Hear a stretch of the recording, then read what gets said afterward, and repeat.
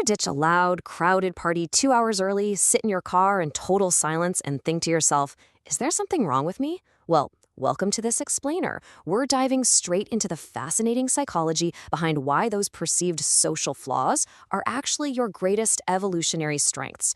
If you've ever felt like you just don't fit into the standard mold, buckle up. We are completely flipping the script on how you understand your own brain today. Think about all the things you constantly find yourself apologizing for. Needing way too much alone time after a long day, agonizing over a tiny detail in a text message, or just completely cutting toxic people out of your life without a second thought. For years, you've probably internalized these behaviors as signs of weakness or malfunction. But what if they aren't? Seriously, what if these exact habits are the unmistakable markers of something much more powerful?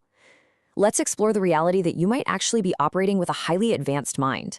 First, we need to totally reframe the narrative by pitting what society assumes against what psychological science actually proves. Think about a time you politely declined an invitation just to stay home and recharge. Society looks at that boundary and quickly labels you as antisocial, cold, or even lazy. But the scientific reality is remarkably different. Psychology recognizes that behavior is being highly selective and deeply regulated. You aren't pushing the world away, you're actively protecting your cognitive energy. You are operating on an entirely different, highly attuned wavelength that prioritizes function over forced social performance. All right, let's jump into Section 1, Mastering Your Social Environment, or the science of staying home and staying quiet. So when you lock your front door on a Friday night, you aren't isolating or hiding from life. You're actually practicing a brilliant behavioral strategy that environmental psychology calls restorative niche construction. Think of your brain like a high-end smartphone. If you have 50 memory-heavy apps running at the exact same time, which, let's be honest, is essentially what processing the sensory data, microexpressions, and sheer noise of 1,000 strangers in a crowded room feels like, your battery is going to drain rapidly, and the phone will physically overheat. Restorative niche construction is simply you recognizing that your system is overloaded.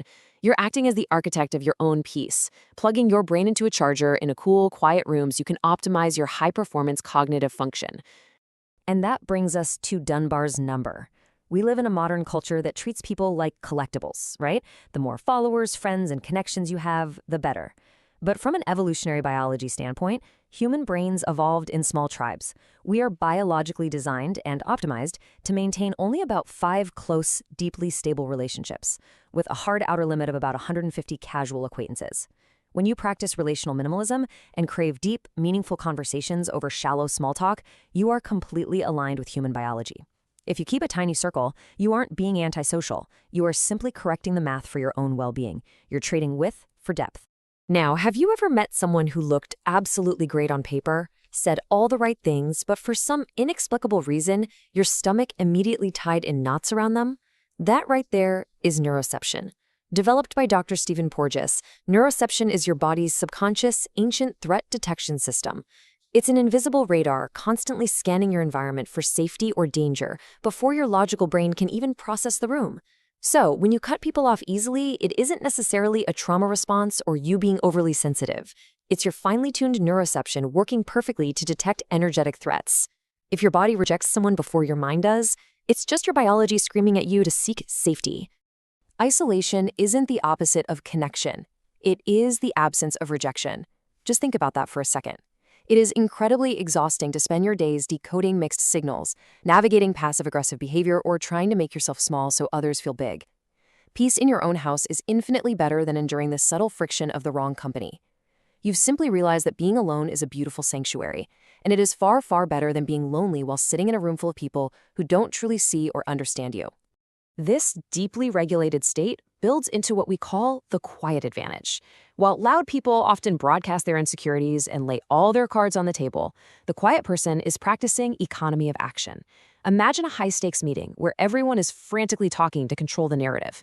The quiet person, they sit back, observe the entire board, gather the data asymmetry, and only make a move when it will be highly effective.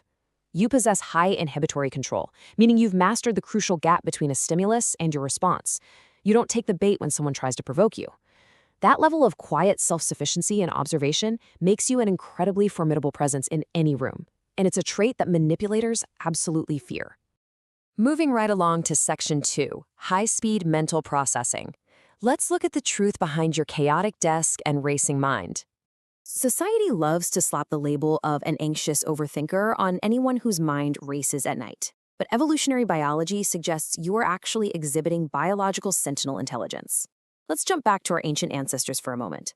A tribe absolutely needed that one person who couldn't sleep because they were hyper-analyzing the sound of a rustling bush in the distance. While everyone else slept blindly, that overthinking sentinel simulated every possible danger and kept the tribe alive. You aren't just worrying for no reason today. You are running deep emotional and logistical simulations to anticipate threats and protect yourself and your people. You are the watchman. Think about your daily habits that you might try to hide from others. Talking to yourself out loud? You aren't crazy.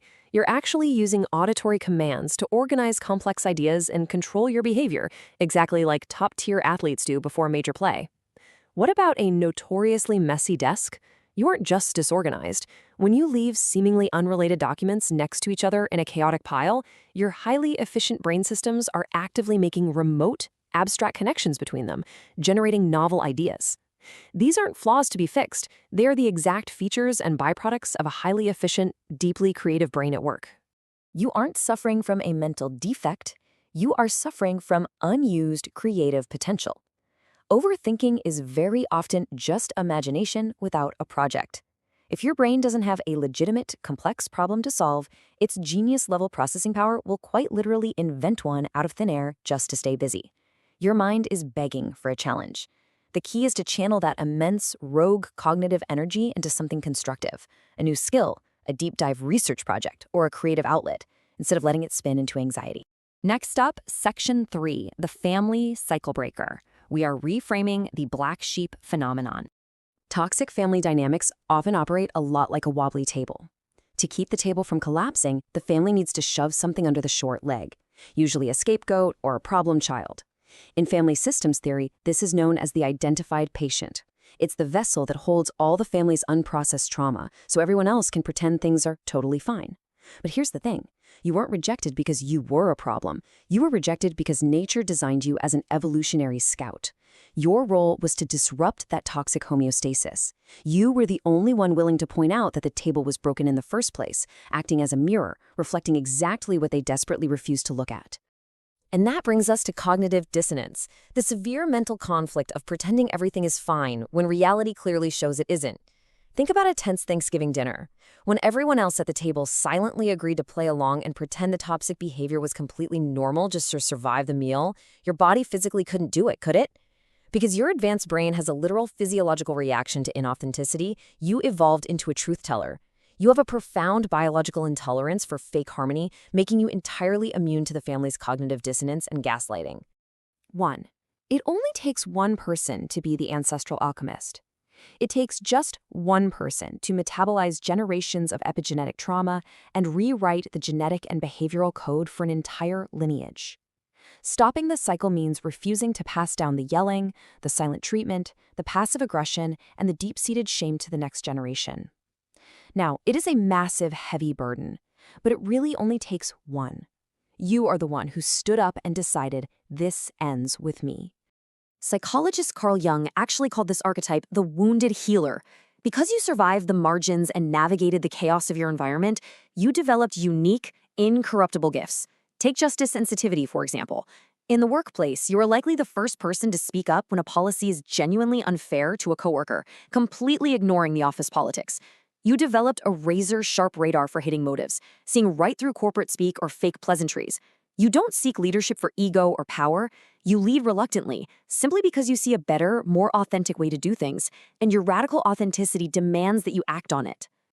Finally, Section 4, your psychological edge. It's time to talk about embracing your highly attuned mind. I'd rather have an empty funeral than one filled with people crying crocodile tears. You refuse to settle for mediocrity, utility, or fake warmth in your relationships. You have permanently torn up the societal performance contract. Remember that cognitive battery we talked about in Section 1? You fully understand that maintaining fake relationships and pretending to be someone you aren't is an incredibly expensive way to live, draining the energy you need for things that actually matter. Your ultimate standard is truth over comfort, every single time. The big takeaway here? You aren't broken. You are not a damaged sheep who lost their way from the flock. You are a completely different animal, operating at a much higher frequency. The silence you curate in your life isn't loneliness or isolation. It is careful, brilliant architecture. Your racing mind isn't a defect. It is a Sentinel supercomputer desperately waiting for a worthy task. And your inability to play along with toxic family dynamics isn't rebellion. It's deep-rooted ancestral alchemy. You have a psychological edge, a biological imperative to seek truth, curate peace, and protect your energy. The moment you stop masking your true nature is the precise moment you unlock your full potential. It is exhausting to spend your life squeezing into a costume just to make everyone else in the room comfortable. Will you continue to audition for a supporting role in a play you don't even like? Or will you finally step into the power of the mind you actually have? Thank you for joining me for this explainer, and I hope you walk away today unapologetically ready to embrace the brilliant, complex, and highly advanced mind that is uniquely yours.